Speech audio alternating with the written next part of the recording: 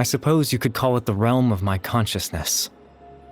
I'm someone who no longer exists in the real world after all, as you well know. It's nothing. I still have enough strength to play the part of a good host. I've always hoped that I'd get the chance to talk to you like this, and now, the time has finally arrived.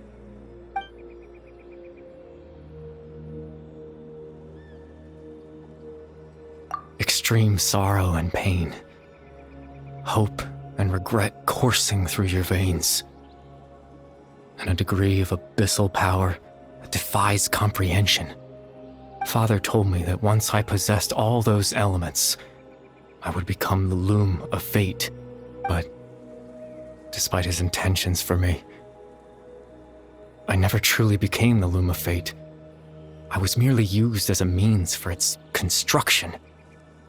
In truth, I died the moment I set everything in motion. The person you see before you now is nothing but a remnant of consciousness left over within the loom of fate. As for your question, the loom of fate is a device capable of weaving ley lines. In its primitive form, it can only be used to create and implant memories. But as more of it is completed, its power becomes stronger and stronger, until finally, it has the power to weave real ley lines of its own. Once fully completed, the moment it gains the power to weave ley lines, it loses the lower-level ability to influence memories, but it also becomes a tool that can change the entire world. Yes, I have the ability to control the loom in its semi-completed form. I suppose you can think of it as a form of compensation. After all, its existence cost me my life.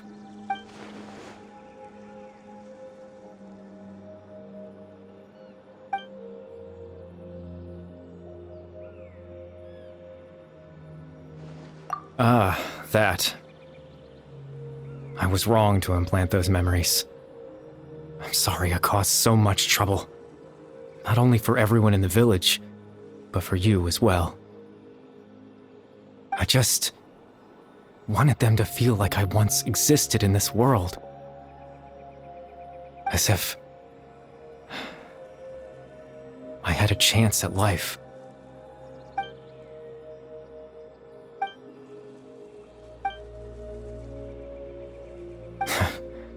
I know what you must be thinking. Why would I do something so meaningless? But I just couldn't accept it. I had to know what it would be like if I had my own life. What kind of person I would be, what other people would think of me. Chief Ahmadiyya, Baram, Granny Jahiyat, Atosa.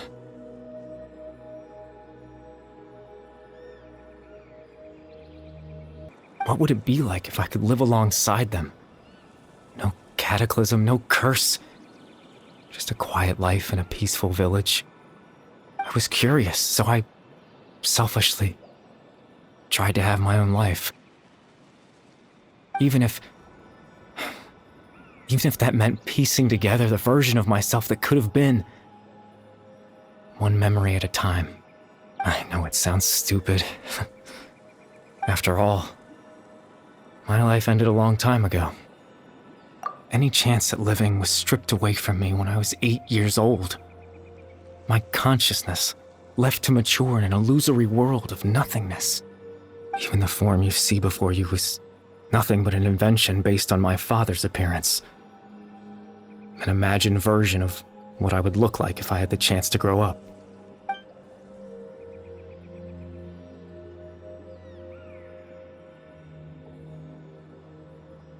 I know. But there's nothing I can do to make them find me. If I could exist in the real world, I would return without a second thought and surprise them with the suddenness of it all. But, well, that's not possible for me.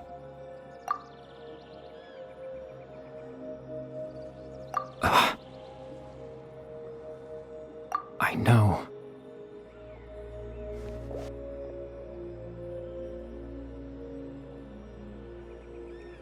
Captain Dainsleif. Twilight's sword, you mean? No need to meet up with him. Things should already be settled on his end. Exactly. As someone who could only exist in people's memories, the fact that I'm able to talk to you in my consciousness like this can only mean one thing. The Loom of Fate has already been completed.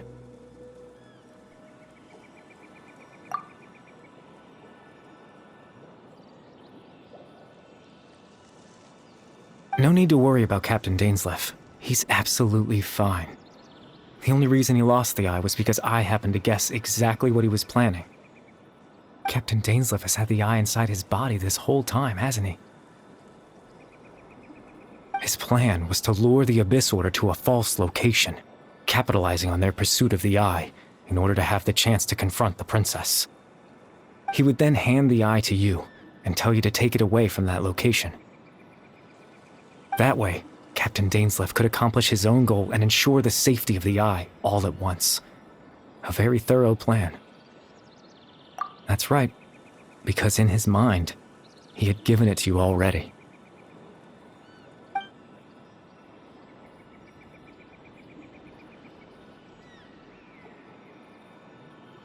Before you two entered that false location.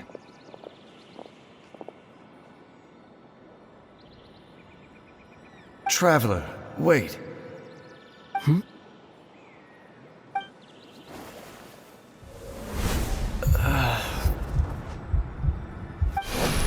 We've no time to lose.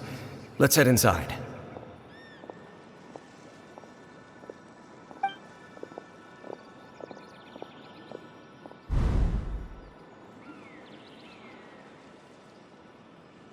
That was when I implanted the memory of him handing you the eye.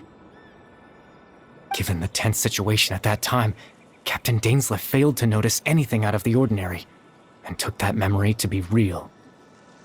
I'm sorry, Traveler, but I needed the Loom of Fate to be completed. And to do that, we had to retrieve the eye.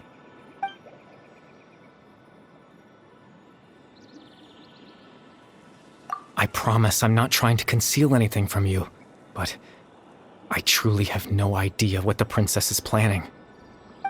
Tevat's ley line system is deeply entrenched in the planet. Creating new ley lines can neither replace nor extend the ones that already exist. In the face of everything they could be planning, I fear I'm too insignificant to even get a glimpse of the bigger picture.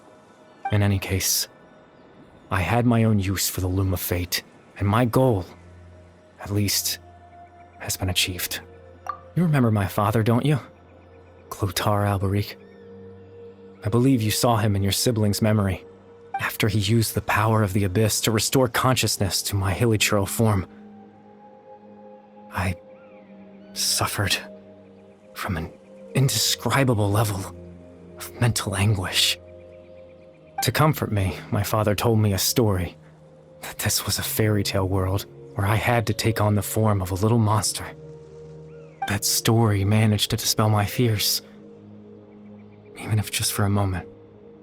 My goal was simple: to use the Loom of Fate in its near-completed form, when its ability to create memories was at its strongest, to implant a specific memory into the minds of the hilichurls.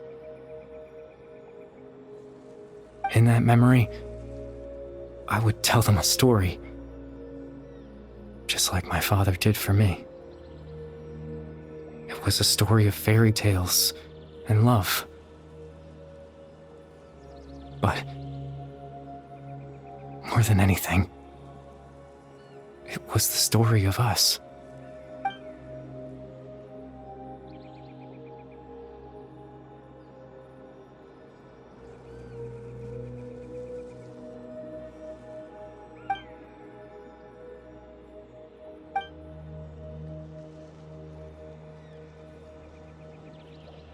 I can't change the world. Not when I lost the very right to exist within it. Implanting those memories, that was the most worthwhile thing I could offer. All that's left of my existence is a wisp of residual consciousness tied to the Loom of Fate. In truth, that trace of my consciousness should have dissipated long ago. My goal was the one thing that allowed me to hold on all this time. But now, the bedtime story is finished. And it's finally time to rest.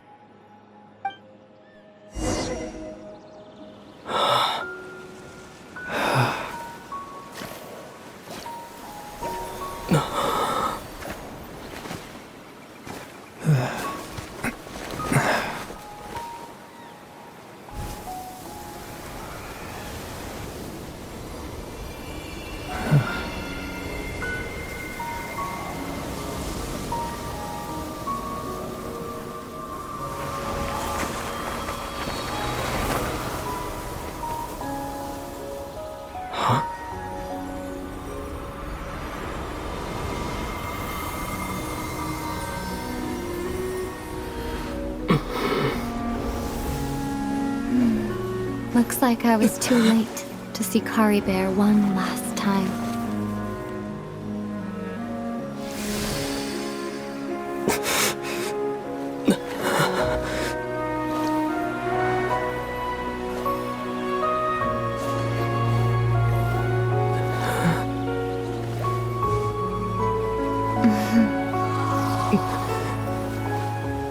Kari Bear's consciousness is gone, and this space will soon disappear along with it.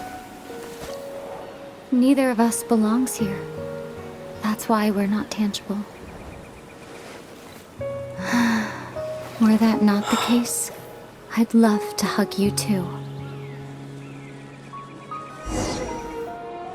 Well, how about a conversation?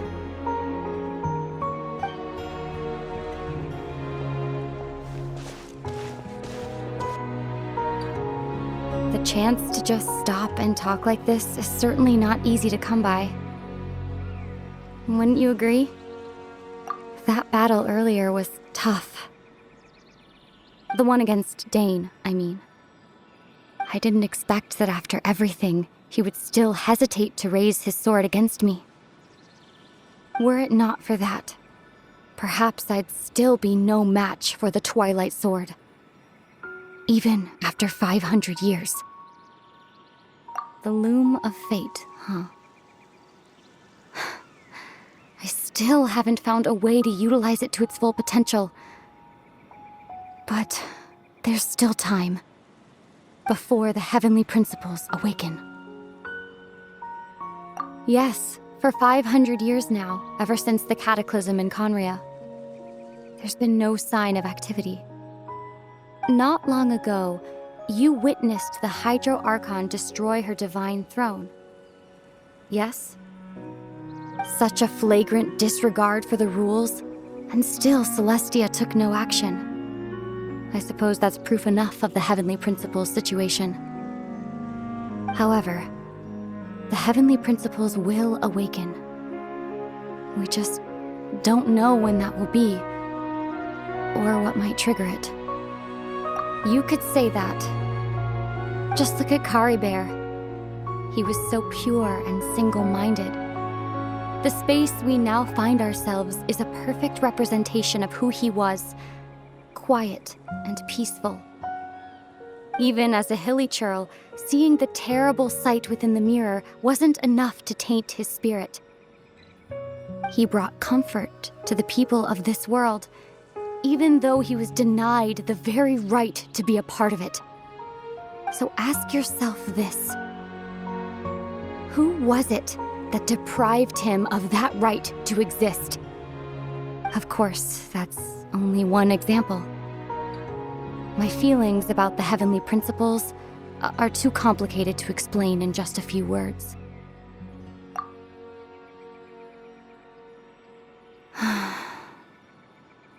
Ether?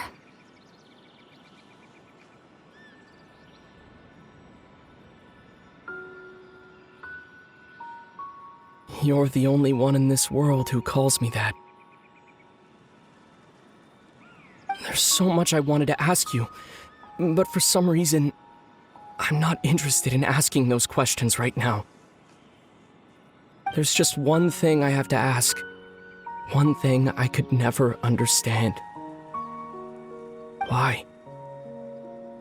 Why can't we continue our journey together?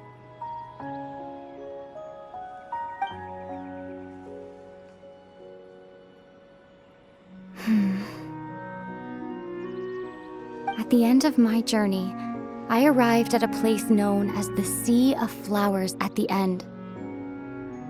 Do you remember? A long time ago, when we traveled between worlds together, you told me you wanted to find a place in the universe where that one flower was in full bloom. To have a place like that suddenly appear before me. Well, would you think of that as a coincidence? You mean... I miss you too, Ether. But as this war continues to rage, and as I continue to seek that final answer, I don't even know how to face myself sometimes, let alone my own brother.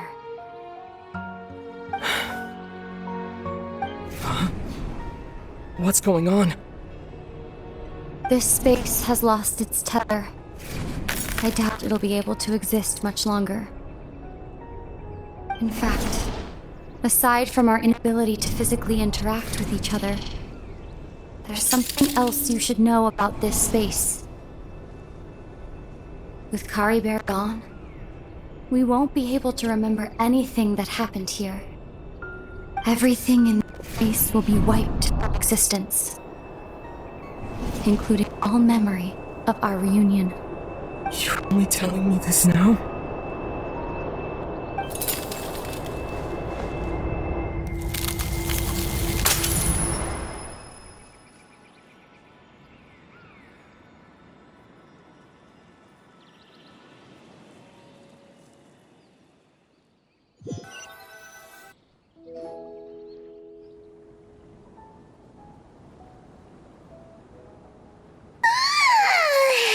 Still so sleepy.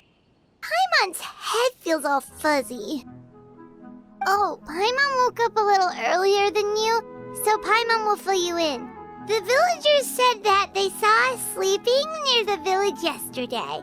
They couldn't wake us up no matter how hard they tried, so they decided to just bring us back here. Oh, and Dane came by just now. It looked like he was injured. He didn't say anything, though. Just made sure that you were all right and left. Kinda seemed like he had a lot on his mind, but that's Dane for ya. Let's think for a second. We were in that memory, and we saw that guy you called Kari Bear. He was the missing villager that we've been trying to find, right? And after that, Paimon doesn't remember what happened. Wait, really? What a score!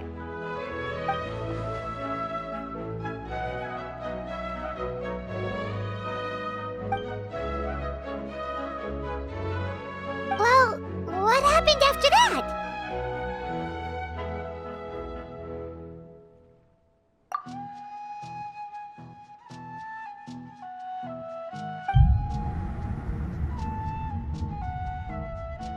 Ah, there you are. Sleep well? Bayram? You sure seem happy. Did something good happen? Something good? Huh. Wasn't anything good or bad, I'd say. It's just that, well, the village organized another search party yesterday. It didn't feel right to leave all the searching to the adventurers.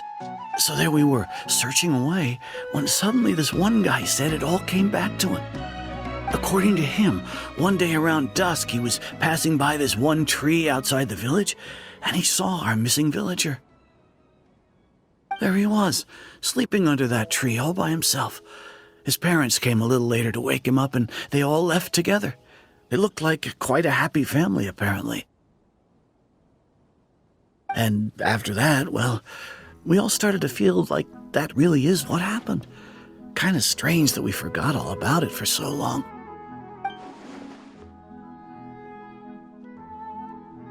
Oh, and we also remembered his name, Kari Bear. Now, that's not a name you hear every day. Would have been helpful if we remembered it sooner. Well, I hope he's happy wherever he is, and we're all relieved now that we know what happened. like everyone thinks Kari Bear left the village. That's probably for the best. At least they have some sort of explanation now. Paimon wonders how Atosa's doing. Maybe we should go check on her. If she hasn't remembered like everyone else, we can tell her what happened. Paimon didn't see her in the village just now, so she's probably at the tree. Come on, let's go talk to her.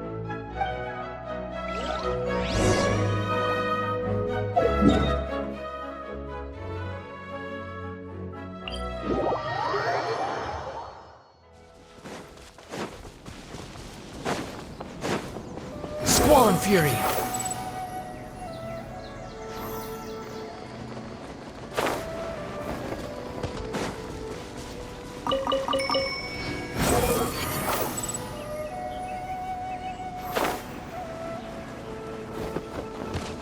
Quit following me.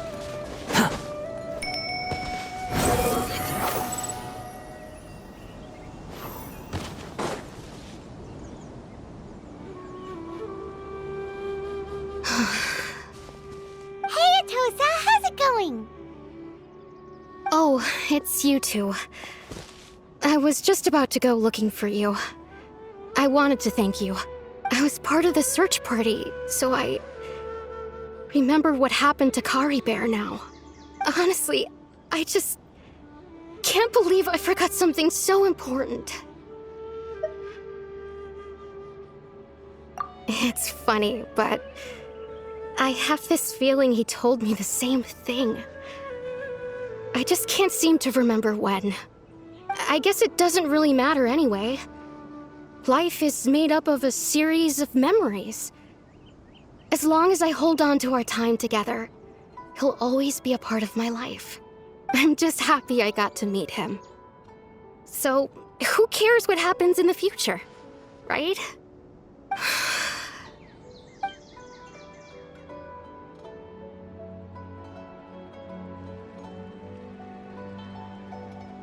Okay, I'll admit. I'm just putting on a brave face. I was dumped, wasn't I? Otherwise, why would he just leave like that without saying goodbye? You don't need to comfort me. I'll be okay. It's just like Kari Bear said. It's the things we overcome that make life more precious. And you know, if he has a heart, maybe he'll come back and see me one day. Anyway, thanks for all your hard work, you two. I promised I'd help Granny Jahiet with something, so I should head back. Goodbye! Well, that should be it, right?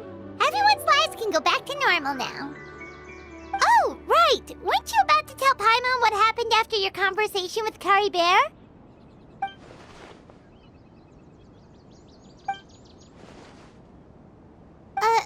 A picture? Where'd that come from? Let Paimon see.